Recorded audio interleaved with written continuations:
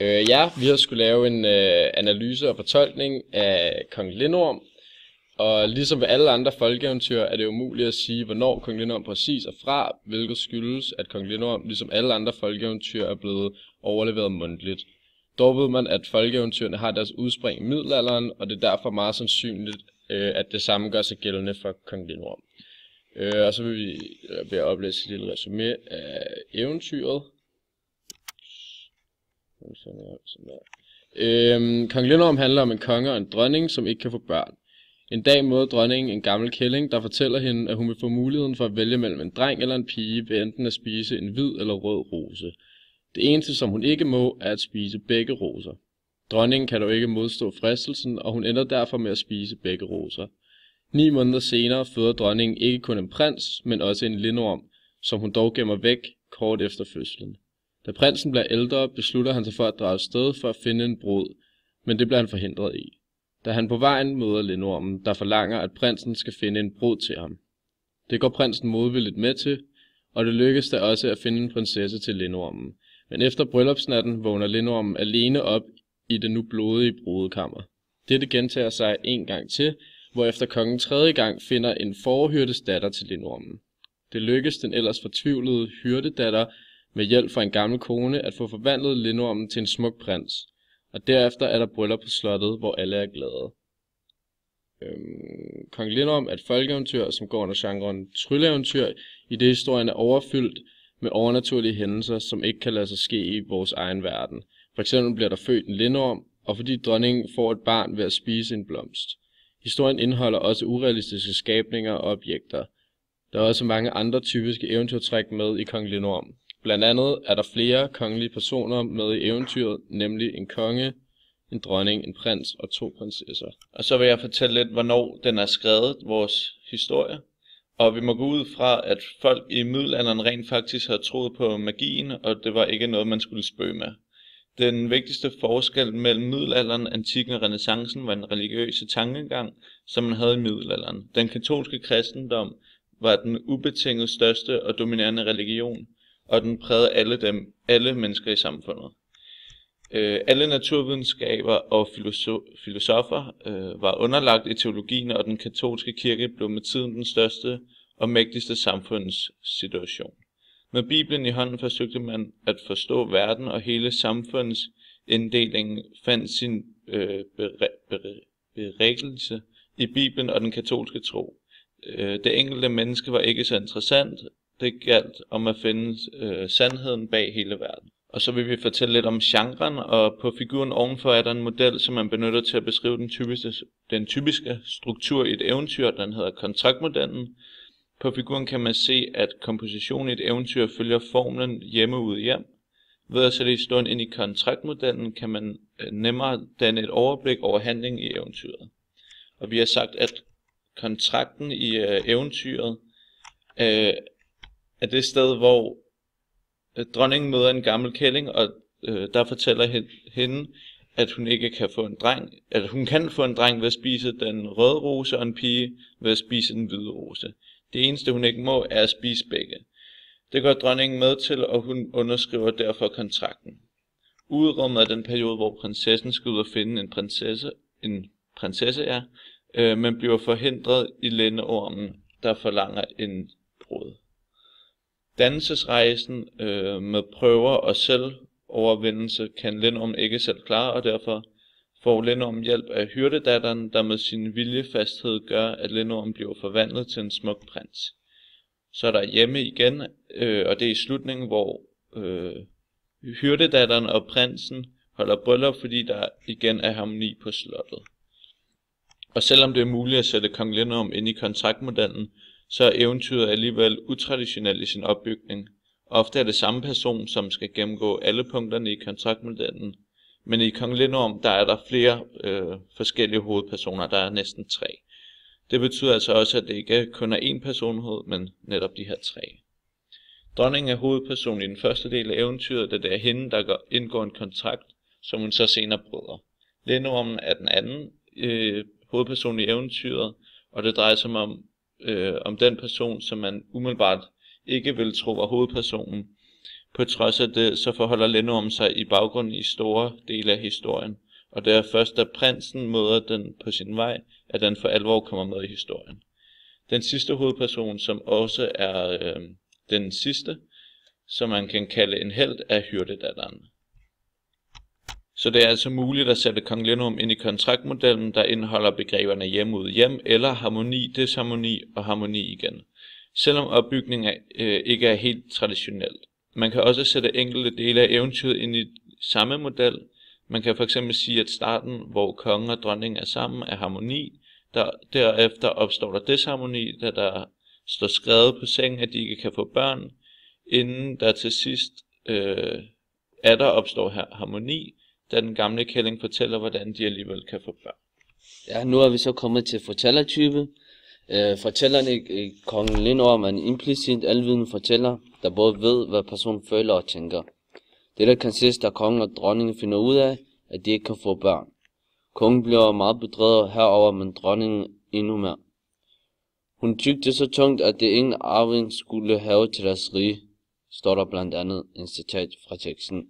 Et andet eksempel på dette er, da dronningen bliver i tvivl om, at hun skal vælge at få en dreng eller en pige. Så er der så citat igen. Nu vidste hun ikke, hvilke hun skulle tage og spise. Det er det alligevel sjældent, man får kendskab til personens tanker og følelser. Ved at sætte prinsen ind som subjekt i aktantmodellen, får jeg så nu følgende resultat. Som man kan se på aktantmodellen, så er der en giver og en objekt og en modtager. Og lige nedenunder så er der så en hjælper og subjekt og modstander. Og placerer vi så personerne fra Kong Lindorm, så har vi så valgt prinsessens far, som er så giveren. Og objektet, det er jo prinsessen, der så bliver foræret, eller bortgiftet, til prinsen, som er så modtager. Og så lige nedenunder, så er der så en hjælper, en subjekt modstander, og hjælper, det er jo kongen, som så skal finde en prinsesse. Og subjektet er jo så prinsen, da det er primært af ham, det drejer sig om, at man skal finde en brud til.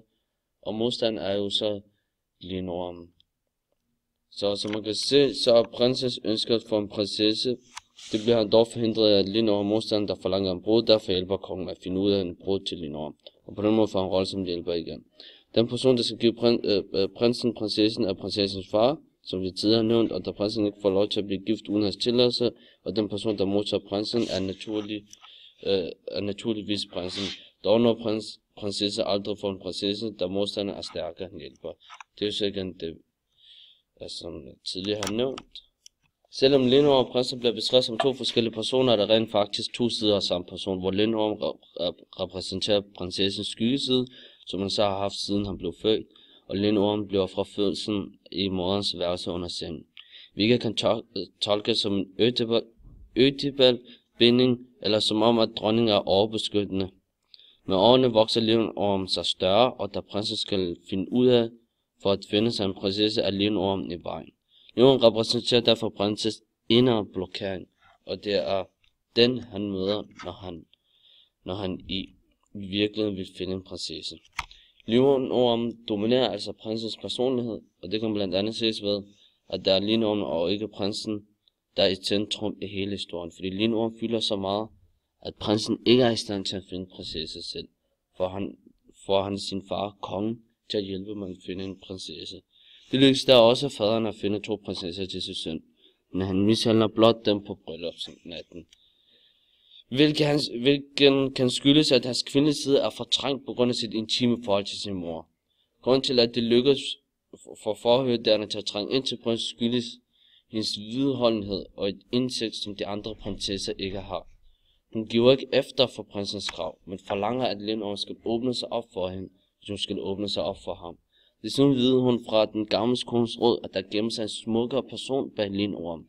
På den måde får prinsen åbnet sig op for hyrdedatteren, da han nu har fundet et kvindeligt modbillede til sin mor.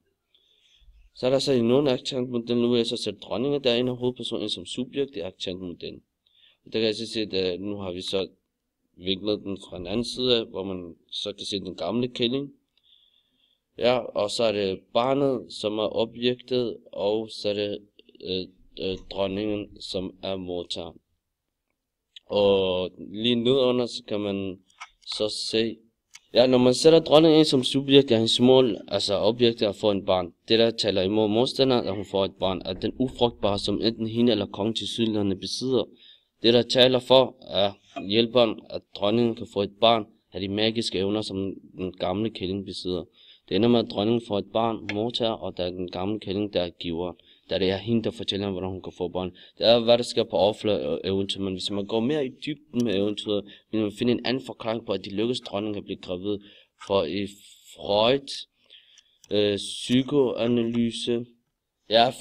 psykoanalyse er spisning et symbol på elskovsakten, og man kan derfor tolke dronningens pludselige graviditet til at være følgende af utroskab, hvilket betyder, at det er kongen, der ikke er i stand til at få børn. Ja, og når man så kigger på eventyr, så kigger man også på det, der hedder episke lov, som er bundet af nogle af de reglementer eller regler, som en eventyr skal følge. Og der er kongen lige om lidt anderledes, eller den følger ikke helt i trin med den episke lov, men vi har alligevel valgt at lige kigge på nogle af de ting i episke loven, som man kan finde i historien. For eksempel så er der modsætningsloven. Prinsen og Leonor er to modsætninger, fordi de hver repræsenterer en side af samme person.